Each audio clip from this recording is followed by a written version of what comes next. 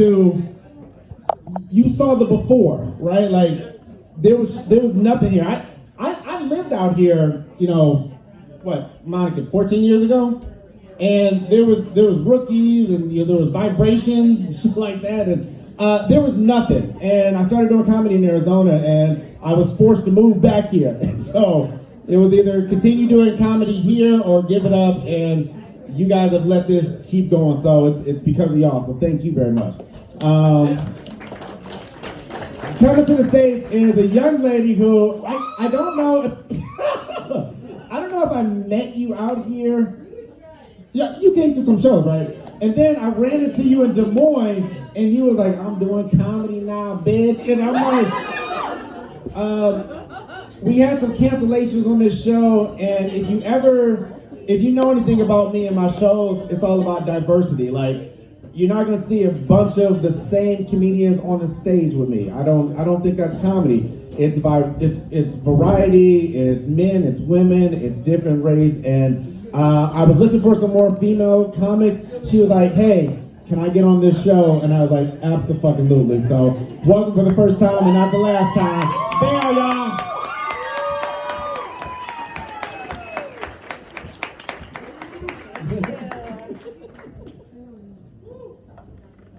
Oh my gosh, you guys, I am so excited. Like you said, I'm from Mason City, born and raised. I live in Des Moines now, but Mason City has a very special place in my heart. So again, I'm Cumming. Cumming spelled the dirty way. A couple people already pointed that out. Thank you for that. Also, Josh, it's amazing to see that they let you out after your episode of To Catch a Predator. I don't know if that comment about my boobs is trying to get me to do a conjugal visit with you. It's not gonna work. But again, I'm so excited to be here. So I wore this shirt tonight for 3 reasons, because Pam and Tommy have that new show on Hulu. Anybody watch that? 2, I was so nervous for a hometown show. I woke up this morning, hives all over my chest. I was so nervous for this crowd. Des Moines strangers, I don't give a shit. People I know, they talk. Maybe people's favorite hobby is talking shit. And the 3rd reason is because I knew that my mom was gonna get mad if I had any cleavage showing, and if you can't tell, my fucking face looks like a Bratz doll. That's a big part of my look. So I knew that I had to do that. My mom is here, my first show my mom's ever seen of mine. My 2 aunts are here. So there's a table of beautiful Latinas and my grandma who's celebrating her 90th birthday next month. And I'm so grateful and so excited to get started. And Dave, thank you so much for putting me on the show. But this is my first, like I said, time doing stand-up with people I know. So I thought, you know what? I gotta do a little Mason City in here. I gotta throw in a little Mason City humor. But I was never in the Mohawk Follies when I was a kid, so it kind of feels like I am right now. And that means that I'm gonna pick the hottest guy performing and have a crush on him for the next 10 years. And since this is my hometown, I'm big into nostalgia about Mason City. When I'm with somebody from Mason City, we can go on and on and on. A lot of times, like, I'll be with friends from Mason City, and it's almost like a stand-up routine then. We have our drink, our glass of wine, whatever it is. It's like, Aldi, more like all the way across town.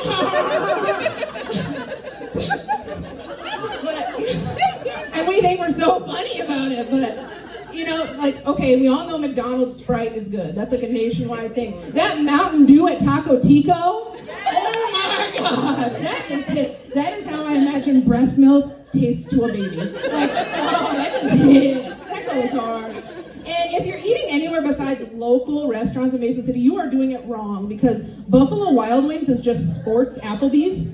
And Applebee's is just lean cuisine on ceramic plates. And lean cuisines are just like the pool concession stand food, like warmed up in a different microwave. But it is such a Mason City thing. Like I said, Mason City people love to talk shit. Even now, I haven't lived in Mason City for like 6-7 years. People will text me and either ask like 2 things, random questions they could Google, like, hey, what time does Target close in Mason City? I'm like, what? Or they're like, did you hear who's pregnant? You know who the baby daddy is? I'm like, what? I don't live there.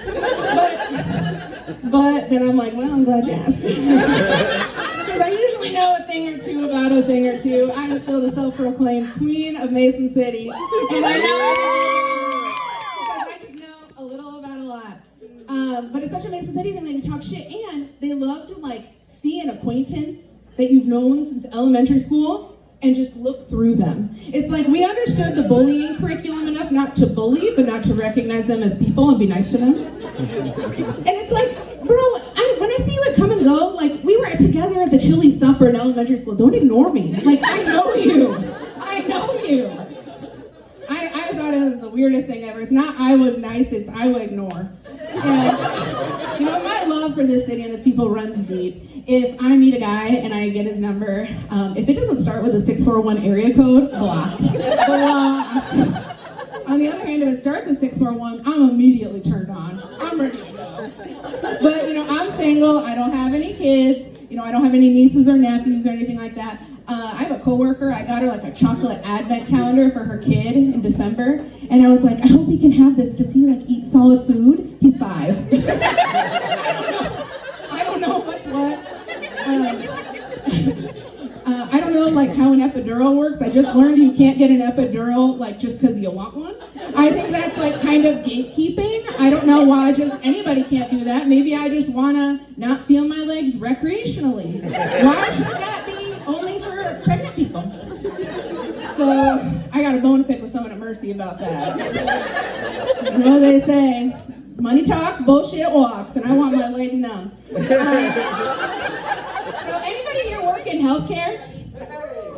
Hey, I do not work in healthcare, but I have seen an old person eat cottage cheese, and for that, I am a healthcare hero.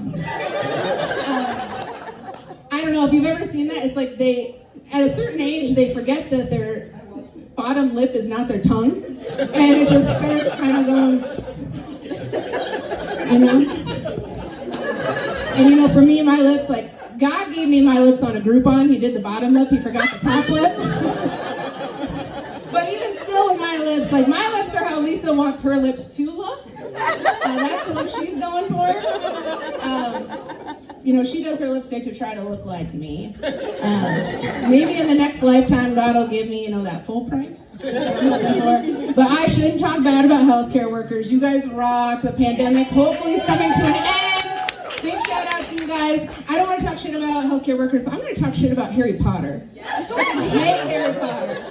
I am not a big Harry Potter fan. I hope nobody leaves because of that. Of all the things that have said so far, race jokes, Harry Potter, someone's like, that crosses the line. No, that's shit. That's the one thing. But I've had a lot of opinions about Harry Potter. The thing is, I've only seen like a couple of the movies, and I've never read the books. Just recently learned that the first book's not called Harry Potter and the Sorting Hat. It's called Harry Potter and the Sorcerer's Stone.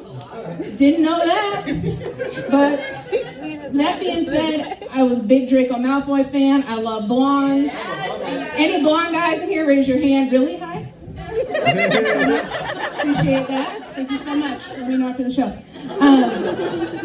But I have a lot of thoughts about each of the houses. So anybody who's not familiar with Harry Potter, even less than I am, there's 4 houses that people are in. And so I just have a lot of opinions about those.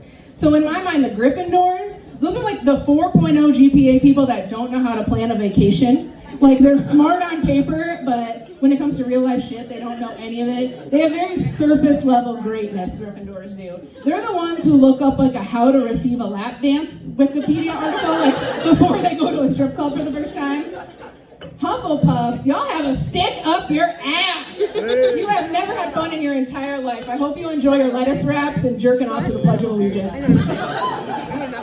Ravenclaws, unbearable. Repost memes from 5 years ago, and somehow they are still the house that spreads the most STDs.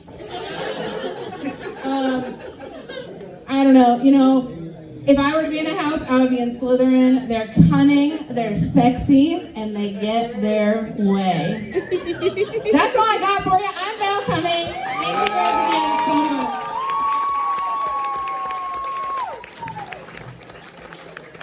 Hey, first time being back home and telling jokes. Give it up for her. That was dope. I was